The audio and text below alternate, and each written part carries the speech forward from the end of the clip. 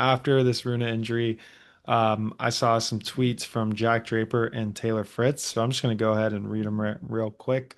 So Jack Draper said, injuries are going to happen. We are pushing our bodies to do things that they aren't supposed to do in an elite sport. We have so many incredible younger guys on the tour right now, and I'm proud to be a part of that. However, the tour and the calendar have to adapt if any of us are going to achieve some sort of longevity.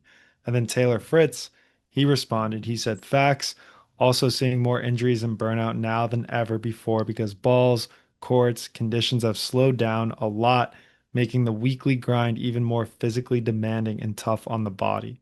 So this is just the same theme we've been seeing over and over again, how players are very unhappy with the tour schedule. They're unhappy with how slow the courts have gotten, how they have to play with different balls every week, with the elbow injuries. So it's just, I feel like the people are unhappy, like the top players. And this is kind of the first time I think that it's getting to be like with social media, it's kind of reaching a boiling point. Like a lot of people are agreeing as well.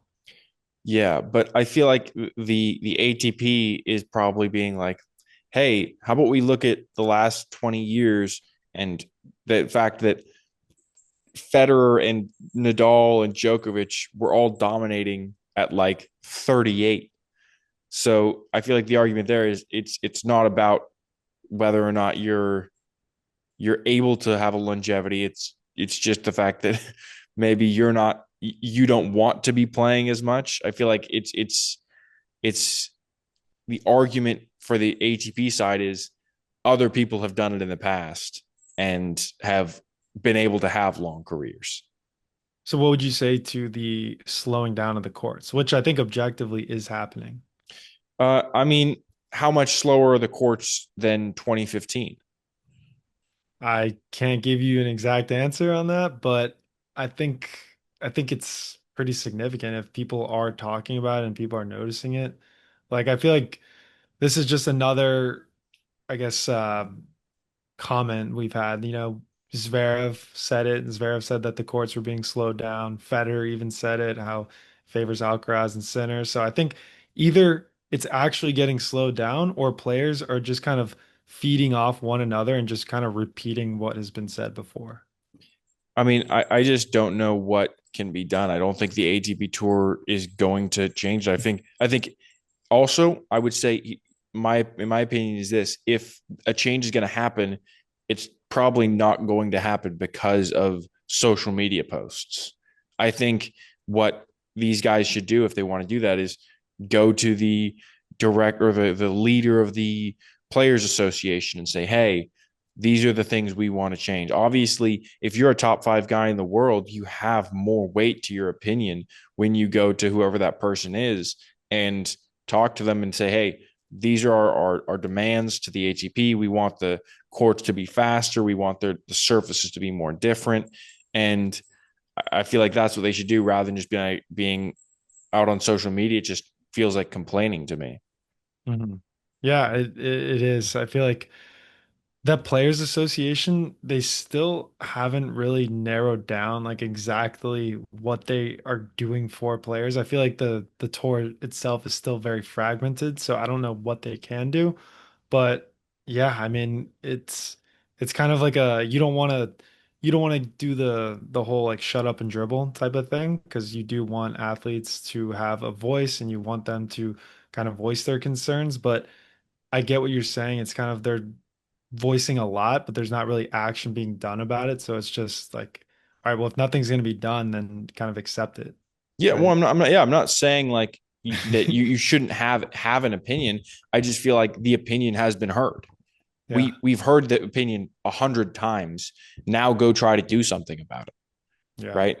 Like that, Yeah. that's how I feel. I think the problem with tennis in general is that it's really hard to kind of unionize it, right? I think you really at this point have to have Sinner and Alcaraz on your side to be able to accomplish that because they're the top two guys, and I feel like even if the rest of the top 250 like said, "Hey, we're just not going to play unless you change these things," people wouldn't care as much as if Sinner and Alcaraz did it. To be completely honest. Yeah. No, like you said, the level is so high. all around that there will be people that will play and they'll Yeah, fill the void. Hmm. exactly. It's like I feel like the picket crossing is a lot tougher in tennis because if you look at a guy outside the top 250 and you say, "Hey, the top 250 guys aren't going to play. Do you also not want to play?" He's going to be like, "No, I can make money like a top 10 player until they come back." Obviously, he's going to choose that. Yeah. Well, how about Stan Smith back in the day? Remember when he didn't play that Wimbledon? I don't remember what year it was, 60s, but he won Wimbledon, and then the next year he was going to have the chance to defend his title, and then all of the players collectively decided not to. There was a big um, controversy, honestly. I don't remember exactly what it was, but he honorably didn't play when someone else did. I think his opponent that he had played in the final before ended up playing, but just great guy.